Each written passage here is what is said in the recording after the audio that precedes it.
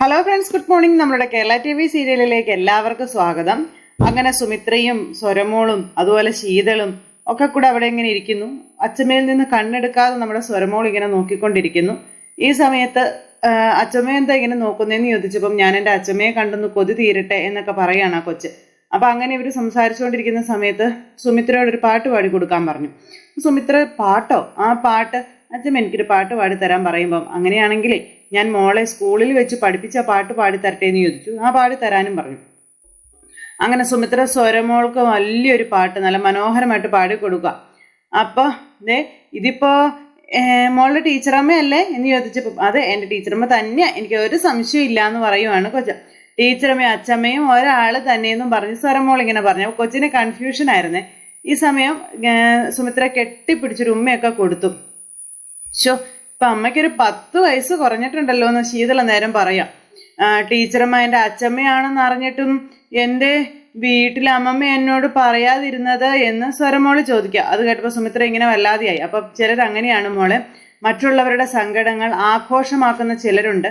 അപ്പോൾ അതിൽ മോളോട് അമ്മമ്മയും പെടുവെന്നുള്ള കാര്യങ്ങൾ ഇങ്ങനെ പറയുക സുമിത്ര. അച്ചമ്മയ്ക്ക് ബലിതർപ്പണം ചെയ്യാനായിട്ടേ ഞാനും ഡാഡിയുടെ കൂടെ ക്ഷേത്രത്തിൽ പോയതാണെന്നുള്ള കാര്യങ്ങളൊക്കെ ഇങ്ങനെ നേരം പറഞ്ഞു. ഞാൻ അവിടെ അച്ചമ്മയുടെ ഫോട്ടോ കണ്ടപ്പോൾ ഇത് ടീച്ചർ അമ്മയെ പോലെ ഉണ്ടല്ലോ എന്ന് തോന്നി.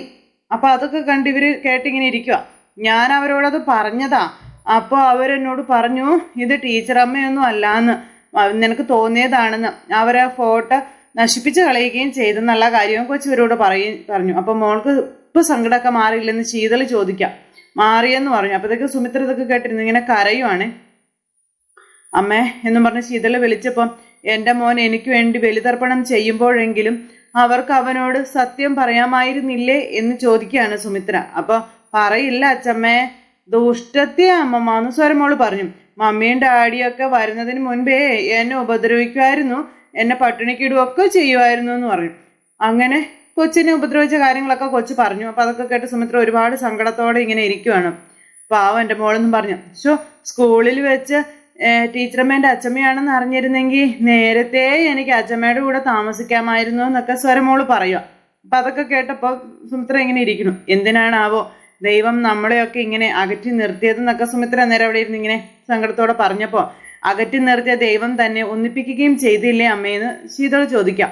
അമ്മ ആഗ്രഹിക്കുന്നത് പോലെ ഒരു നാൾ പ്രതീക്ഷേട്ടനും വരും അമ്മയ്ക്ക് അരികിലേക്ക്, അമ്മ നോക്കിക്കോളാൻ പറഞ്ഞു. അച്ചമ്മേ, ആരാണ് ഈ പ്രതീക്ഷേട്ടൻ എന്നിങ്ങനെ ചോദിച്ചു. അപ്പൊ മോളുടെ ഇളയച്ചനാണെന്നും എൻ്റെ മോനാണെന്നും പറഞ്ഞു. ഇളയച്ചൻ ഇപ്പൊ എവിടെയാ എന്ന് കൊച്ചു ചോദിച്ചു. അപ്പോ അറിയില്ല എന്ന് പറഞ്ഞു. അതെന്താ അറിയാത്തേ? അതറിയില്ല മോളെ എന്ന് പറഞ്ഞു. ഇവരിങ്ങനെ അങ്ങോട്ടും ഇങ്ങോട്ടും ഇരുന്ന് ഇങ്ങനെ സങ്കടങ്ങൾ പറയാം. മക്കളെന്താ മമ്മിയെ കൂട്ടാതിരുന്നതെന്ന് ചോദിച്ചു. അന്നേരം ഇവർ തമ്മിൽ വഴക്കുണ്ടായ കാര്യങ്ങളെല്ലാം കൊച്ചു സുമിത്രയോട് പറയുക. അത് കേട്ടപ്പോൾ സുമിത്ര ആകെ വിഷമത്തിൽ ഇങ്ങനെ ഇരിക്കുവാണ്. അപ്പോൾ വന്നില്ലെങ്കിലേ നമ്മൾ അവിടെ ചെന്ന് അമ്മയെ പൊക്കിക്കൊണ്ടുവരും പോരെ എന്ന് ശീതൾ ചോദിക്കുകയാണ്. അല്ല അമ്മയെന്ന് ചോദിച്ചപ്പോൾ അതെ മോളെ എന്ന് സുമിത്രയും പറഞ്ഞു. അങ്ങനെ ശീതളിനും സുമിത്രയ്ക്കും കഥകളെല്ലാം മനസ്സിലായി. അവരിങ്ങനെ വിഷമിച്ചിരിക്കുക. അപ്പൊ സ്വരമോൾ അങ്ങ് പോയി. സ്വര എന്നിട്ട് പോയപ്പോൾ ഇവർ രണ്ടുപേരും മുഖാമുഖം നോക്കി ഇങ്ങനെ ഇരിക്കുക. ഇത് കഴിഞ്ഞ് പിന്നെ കാണിക്കുന്നതെന്ന് ഉണ്ടെങ്കിൽ നമ്മുടെ അനന്യയാണെങ്കിൽ വിഷമിച്ചിരിക്കുന്ന സമയത്ത് പ്രേമ അങ്ങോട്ടേക്ക് ചെല്ലുന്നു. ഇത് കാണുന്നു. ഇവൾ ഇപ്പോഴും ആ ഒരു ചിന്തയിൽ തന്നെ ഇവളെ ഇങ്ങനെ വിട്ടാൽ ശരിയാവത്തില്ലോ, ഇവളെ ഇതിൽ നിന്ന് പുറത്തേക്ക് കൊണ്ടുവരണല്ലോ എന്നൊക്കെ ഇങ്ങനെ പ്രേമ വിചാരിച്ചിട്ട് നേരെ മോൾക്കരികിലേക്ക് ചെല്ലു, ഇവളെ മാറ്റിയെടുക്കണമെന്നും പറഞ്ഞു. മോളെ അനന്യെ, നീ എന്താ ഇവിടെ വന്ന് ഇങ്ങനെ ഇരിക്കുന്നേ? നിനക്ക് എന്താ പറ്റിയെന്ന് ചോദിച്ചു.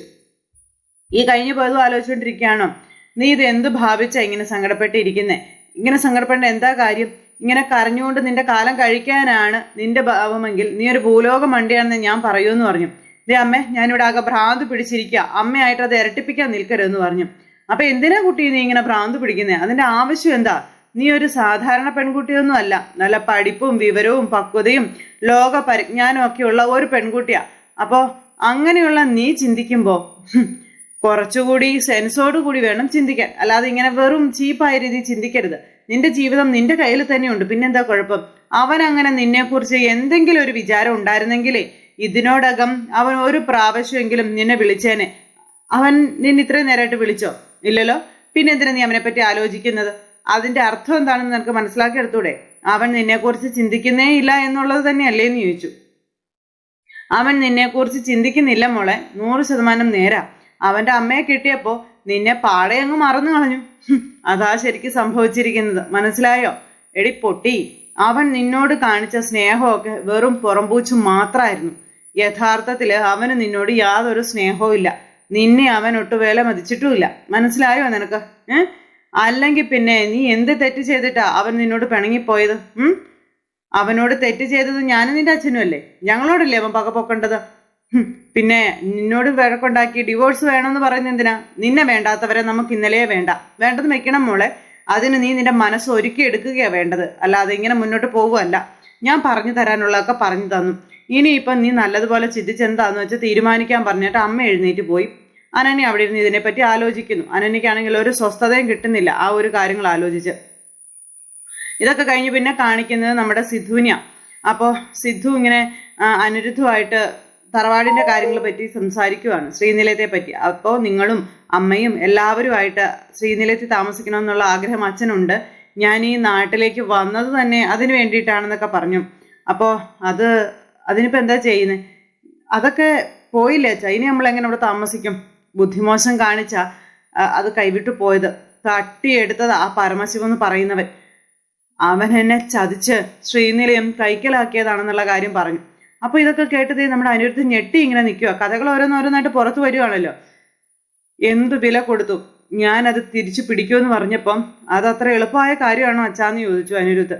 നമ്മൾ താമസിക്കുന്ന വീടിന്റെ മുന്നിൽ വെച്ചും അയാളും കൂട്ടരും അച്ഛനെ ആക്രമിച്ചതല്ലേ എന്നിങ്ങനെ ചോദിച്ചു. ഭീഷണി മുഴക്കിയതും അല്ലേ എന്ന് ചോദിച്ചു. അപ്പൊ അതൊക്കെ കേട്ട് ഇങ്ങനെ ഇരിക്കുക. പരമശിവം അയാളുടെ വിജയത്തിന് വേണ്ടി എന്ത് വേണമെങ്കിലും ചെയ്യും, വേണമെങ്കിൽ കൊല്ലാൻ പോലും മടിക്കില്ലെന്നുള്ള കാര്യവും പറഞ്ഞ് അയാളെക്കുറിച്ച് ഞാൻ അന്വേഷിച്ച് മനസ്സിലാക്കിയതാണെന്ന് അനിരുദ്ധ് പറയുന്നു. എനിക്കതൊക്കെ അറിയാവുന്ന കാര്യങ്ങളാണ് മോനെ, എന്ന് വെച്ച് ഞാൻ അതിൽ നിന്നൊന്നും പിന്മാറാൻ തീരുമാനിച്ചിട്ടില്ല. അവനൊന്നും ഞാൻ വെറുതെ വിടത്തുമില്ലെന്ന് സിദ്ധു പറയാം. സുമിത്രയ്ക്ക് ശ്രീനിലയം ഒരു ക്ഷേത്രം പോലെയായിരുന്നു, അവൾക്കത് തിരിച്ചു പിടിച്ചു കൊടുക്കണം എനിക്ക്. അത് ഞാൻ ചെയ്തിരിക്കും മോനെ എന്നൊക്കെ സിദ്ധു പറയുക. എൻ്റെ പിടിപ്പുകേട് കാരണമാണ് അത് നഷ്ടപ്പെട്ടു പോയത്, അതിനെനിക്ക് പ്രായശ്ചിത്തം ചെയ്യണമെന്ന്. അച്ഛൻ ജീവിതം തന്നെ നഷ്ടപ്പെടുത്തി കളഞ്ഞില്ലേ, അമ്മയ്ക്കിനി ശ്രീനിലയമായിട്ട് എന്തിനാ? ഈ മാറ്റം കുറച്ച് മുന്നേ ഉണ്ടായിരുന്നെങ്കിൽ എൻ്റെ അമ്മയ്ക്ക് ഇത്രയും കരയേണ്ടി വരുമായിരുന്നില്ലല്ലോ എന്ന് പറഞ്ഞു. അപ്പോൾ വൈകിപ്പോയില്ലേടാ മോനെ എന്ന് പറയുവാണ് സിദ്ധു. അപ്പോൾ അങ്ങനെ വിഷമിച്ച് നിൽക്കുന്ന അച്ഛനെ മകൻ സമാധാനിപ്പിക്കുക. അച്ഛനത് വിടാൻ പറഞ്ഞു. അവനോട് കളിക്കാനാണ് അച്ഛൻ ഉദ്ദേശിക്കുന്നത്. അത് അപകടമായ കാര്യമാണ് അച്ഛാ. നമ്മൾ വളരെ ശ്രദ്ധയോടുകൂടി വേണം മുന്നോട്ട് പോകാനെന്ന് പറയുമ്പോൾ അറിയാം. അവനെ നിയമപരമായി നേരിടുക മോനെ വേണ്ടത്, അതാണ് നമ്മളുടെ ആവശ്യം. അങ്ങനെ അവനെ മെരുക്കാൻ പറ്റൂ. കോടതിയെ നമുക്ക് സമീപിക്കാമെന്നുള്ള കാര്യം പറഞ്ഞപ്പം അത് അച്ഛൻ പറയും നല്ല കാര്യമാണ്, കേസ് വിജയിക്കുമോ എന്ന് പറയും. അങ്ങനെ മടങ്ങിയെത്തി അനിരുദ്ധിനോട് സിദ്ധു പറഞ്ഞ കാര്യങ്ങളൊക്കെ കേട്ട്, അല്ലെങ്കിൽ ആ സത്യങ്ങളൊക്കെ കേട്ട് തല മറിച്ചിങ്ങനെ നിന്നുപോയി നമ്മുടെ അനിരുദ്ധ്. എന്തായാലും കേസും കാര്യങ്ങളൊക്കെ ആയിട്ട് മുന്നോട്ട് പോയി കഴിഞ്ഞാൽ ശരിയാകും. എന്തായാലും കേസ് മുന്നോട്ട് പോകും തോറും ഒരു കോംപ്രമൈസിനായിട്ട് അവൻ നമ്മുടെ മുന്നിൽ വരുമെന്ന് ഇങ്ങനെ പറയുമ്പം അച്ഛൻ തുടങ്ങിക്കും. പിന്നാലെ ഞാൻ ഉണ്ടാകും, എന്തിനും ഏതിനും ഞാൻ കൂടെ തന്നെ ഉണ്ടാകുമെന്ന് അനിരുദ്ധ അച്ഛനോട് പറയണം. അത് പറഞ്ഞ് അനിരുദ്ധ അങ്ങ് പോയി. പിന്നെ കാണിക്കുന്നത് സരസ്വതി അമ്മയാണെന്നുണ്ടെങ്കിൽ ഇങ്ങനെ അങ്ങോട്ടും ഇങ്ങോട്ടും നടക്കുക. ആ സമയം എൻ്റെ പൂജമോളെ ഇവിടുന്ന് പറഞ്ഞു വിട്ടിട്ട് ഇതെല്ലാം നടക്കുകയാണോ എന്ന് ചോദിച്ച് സുമിത്ര അങ്ങോട്ടേക്ക് വന്നു. ഞാൻ ആരെയും പറഞ്ഞൊന്നും വിട്ടിട്ടില്ലെന്ന് സരസ്വതി അമ്മ പറയുക. എൻ്റെ മോനെ പറഞ്ഞു വിടാൻ നോക്കിയപ്പോൾ ഞാൻ വേണ്ടെന്ന് പറഞ്ഞു, അത്ര സംഭവിച്ചിട്ടുള്ളൂ എന്ന് പറയുമ്പോൾ ഇനി പൂജയെ നിങ്ങൾ അപമാനിക്കരുതെന്ന് പറഞ്ഞു സുമിത്ര. എനിക്കത് സഹിക്കാൻ കഴിയുന്ന കാര്യമല്ലാന്നു. എന്റെയും അവളുടെയും ജീവിതത്തിൽ നിങ്ങൾ ഇനി ഇടപെടാൻ നിൽക്കരുത്. അപ്പൊ ഇടപെടേണ്ടി വന്നാൽ ഞാൻ ഇടപെടും. അല്ല നിനക്കെന്താ അടി ഇത്ര പൊള്ളുന്നത്? പൂജ നിന്റെ ആരാ? അമ്മേ ദേ ഇത് ആവർത്തിക്കരുതെന്ന് അമ്മയോട് ഞാൻ പറഞ്ഞതാണ്. പൂജ എൻ്റെ മകള് തന്നെയാ, എൻ്റെ എല്ലാമാണ് അവള്. അതാ കുഴപ്പം. നീ അങ്ങനെ ചിന്തിക്കുന്ന ആ കുഴപ്പം. നിർത്തേണ്ട സ്ഥലത്ത് ചിലരെ നിർത്തണം. നീ അവളെ നിർത്തിയില്ല, അതാ അവൾ ഇങ്ങനെയൊക്കെ ആയിപ്പോയത്. പൂജ എങ്ങനെയായെന്ന് അമ്മ ഈ പറയുന്നതെന്ന് സുമിത്ര നേരം ചോദിച്ചു. അവളൊരു നല്ല കുട്ടിയാ, ഒരു തെറ്റും അവൾ ചെയ്തിട്ടില്ല. അവളെ കുറ്റപ്പെടുത്താനുള്ള യോഗ്യതയൊന്നും അമ്മയ്ക്കില്ല. അവൾ ഇനി ഒരു തെറ്റും ചെയ്യില്ല എന്ന് പറഞ്ഞപ്പം നീ അവളെ രഞ്ജിതയുടെ വെട്ടിക്കൊണ്ടാക്കുക. അപ്പൊ നിനക്ക് കാണണ്ടല്ലോ, ഇതൊന്നും കാണാൻ കേൾക്കാൻ വേണ്ടല്ലോ. അവള് ബന്ധുക്കളുമായി സന്തോഷമായിട്ട് ജീവിക്കട്ടെ.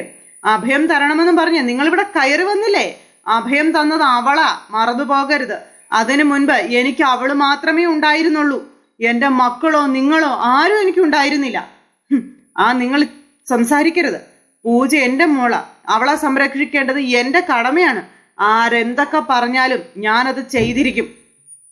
അമ്മ ഞങ്ങളുടെ കൂടെ ഉണ്ടാകണമെന്ന് എനിക്ക് ആഗ്രഹമൊക്കെ ഉണ്ട്. പക്ഷെ ഇവിടെ നിന്ന് പോകേണ്ടി വരുന്ന അവസ്ഥ അത് അമ്മ ഉണ്ടാക്കരുത്. ഞങ്ങളുടെ കാര്യത്തിലും ആരുടെ കാര്യത്തിലും നിങ്ങളിനി മേലിൽ ഇടപെട്ട് പോകരുതെന്ന് പറഞ്ഞു. അതും പറഞ്ഞ് ഇങ്ങനെ നിൽക്കുമ്പോൾ സരസ്വതി അവിടെ നിന്ന് പോയി. സുമിത്ര എന്നിട്ട് അവിടെ നിന്ന് കരയുക പൂജയെക്കുറിച്ച് ഓർത്ത്.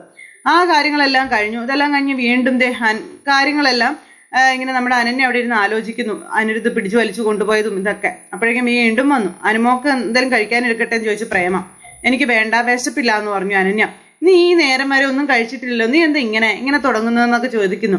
വയറ് നിറയെ എൻ്റെ മോള് കഴിക്കണം. ചില തലവേദനകളൊക്കെ ഒഴിയുമ്പോൾ നമ്മൾ ആഘോഷിക്കുക വേണ്ടത്, സങ്കടപ്പെടുകയല്ല വേണ്ടതെന്ന് പറഞ്ഞു. ഭാര്യ പിണങ്ങിപ്പോയപ്പോ കേക്ക് മുറിച്ച് ആഘോഷിച്ചില്ലേ ഒരുത്തൻ. അതുപോലെ ഇവനൊക്കെ പോയാലും കേക്ക് മുറിച്ച് ആഘോഷിക്കുക തന്നെ വേണം. അതിന് ഡിവോഴ്സ് നടന്നിട്ടില്ലല്ലോ അമ്മേ. അതെന്തായാലും നടക്കുമല്ലോടി മോനെ. അപ്പൊ പിന്നെ ചെയ്യാവല്ലോ. ഞാനിപ്പോ ആലോചിക്കുന്നത് അനിരുദ്ധിനെ കുറിച്ചല്ല, എൻ്റെ കുഞ്ഞിനെ കുറിച്ചാ. നിന്റെ കുഞ്ഞോ? ഏത് വകുപ്പില്? അത് മറ്റൊരുവളുടെ കുഞ്ഞാ. അപ്പോ അത് ആർക്കറിയാവെന്ന് ചോദിച്ചു. എനിക്ക് അവള് എൻ്റെ മോള് തന്നെയാണെന്നും ഞാൻ അവളുടെ അമ്മയാണെന്നും അനന്യ പറയണം. അങ്ങനത്തെ പ്രേമയുടെ ആ ഒരു ഇത് വയ്ക്കാം. അപ്പോൾ വിവാഹമോചനം നേടിയാലും സ്വരയെ വളർത്തുന്നത് ഞാനായിരിക്കും, അനിരുദ്ധായിരിക്കില്ല എന്ന് പറഞ്ഞു. അപ്പൊ അതെങ്ങനെ നടക്കും? നീ എന്തീ പറയുന്നേ? കുഞ്ഞ് അനിരുദ്ധന്റെ സഹോദരന്റെ കുഞ്ഞാണ്. അപ്പൊ പിന്നെ എങ്ങനെ നടക്കും? കുഞ്ഞുമായിട്ട് അവനങ്ങ് പോകും. നിനക്കെങ്ങും കിട്ടാൻ പോകുന്നില്ല. ജയിലിൽ നിന്ന് ഇറങ്ങിയാൽ അവൻ കുഞ്ഞിനെ പ്രതീക്ഷനെ ഏൽപ്പിക്കുകയും ചെയ്യും. അങ്ങനെയുള്ളിടത്ത് നിനക്ക് എന്താ? ഇപ്പോഴേ ആ ഭാരം നീ തലയിൽ നിന്ന് ഇറക്കി വെക്കുന്ന നിനക്ക് നല്ലത്. എന്തായാലും അനിരുദ്ധ് നിന്നെ ഡിവോഴ്സ് ചെയ്യും. പിന്നെ കുഞ്ഞിനെ നീ സ്വന്തമാക്കിയാൽ നിനക്ക് മറ്റൊരു വിവാഹം പ്രയാസമായിരിക്കും. അപ്പൊ എനിക്ക് മറ്റൊരു വിവാഹം വേണ്ട. ഒരു കാര്യം ഞാൻ പറഞ്ഞേക്കാം, അമ്മ ഇത് എന്നോട് ഇനി പറയരുത്. എനിക്ക് എൻ്റെ സ്വരമോള് മതിയെന്ന് പറഞ്ഞ ചുമനെ ദേഷ്യം പിടിപ്പിക്കരുത് കേട്ടോ എന്ന് പറഞ്ഞു പ്രേമ. ഇത്രയും കാലം നിനക്ക് നല്ലൊരു ജീവിതം എന്താണെന്ന് പറയാൻ ഉണ്ടായിട്ടില്ല. നിന്നെ അവൻ ഒഴിവാക്കുന്നതോടെ നീ രക്ഷപ്പെടും. വേറൊരു വിവാഹം കഴിച്ച് സുഖമായിട്ട് ജീവിക്കാന്ന് പറഞ്ഞപ്പം സ്വരമോളെ ഞാൻ സ്വന്തമാക്കും, എൻ്റെ മോള് എൻ്റെ കൂടെ തന്നെ ഉണ്ടാകുമെന്ന് പറഞ്ഞ് അനന്യ അവിടെ നിന്ന് എഴുന്നേറ്റ് അങ്ങ് പോയി. കൂടുതൽ നമ്മൾ സംസാരിക്കരുതെന്ന് പറഞ്ഞു. പിന്നെ കാണിക്കുന്നത് അനിരുദ്ധിനെയാ. അനിരുദ്ധ് ഇങ്ങനെ വിഷമിച്ചിരിക്കുമ്പോൾ എന്താന്ന് ചോദിച്ചിരുന്നു സുമിത്ര. ഒന്നുമില്ല എന്ന് പറഞ്ഞു. അപ്പോ എന്താ മോൻ ആലോചിക്കുന്നതെന്ന് ചോദിച്ചു. അപ്പൊ എനിക്ക് തിരിച്ചു പോകാനുള്ള കുറച്ച് പേപ്പേഴ്സ് റെഡിയാക്കാനുണ്ട്, അതിന്റെ ഓട്ടത്തിലാണെന്ന് പറഞ്ഞു. അല്ല, അവളും നീയും തമ്മിൽ എന്തൊക്കെ പ്രശ്നത്തിലാണല്ലോ എന്ന് പറഞ്ഞപ്പോൾ ഒരു പ്രശ്നവും ഇല്ല എന്ന് പറഞ്ഞു. എന്നോട് കള്ളം പറയരുത്. നീയും അനന്യയും തമ്മിൽ പ്രശ്നമുണ്ടെന്ന് സ്വരമോൾ എന്നോട് പറഞ്ഞിട്ടില്ല. പക്ഷെ എനിക്ക് മനസ്സിലാകും, അവളുടെ വാക്കുകളിൽ നിന്നും എനിക്കത് മനസ്സിലായെന്ന് സുമിത്ര ഇങ്ങനെ പറയുന്നു. എന്തിനാ മക്കളെ ഇങ്ങനെയെന്നൊക്കെ ചോദിച്ചു സുമിത്ര ഇങ്ങനെ മകനോട് ചോദിച്ചുകൊണ്ട് നിൽക്കുന്നൊരു നമ്മുടെ കഥ അവസാനിച്ചു. എല്ലാവരും കാത്തിരുന്ന് കാണുമെന്ന് പ്രതീക്ഷിക്കുന്നു. എല്ലാവർക്കും നല്ലൊരു ദിവസം ആശംസിക്കുന്നു. നന്ദി.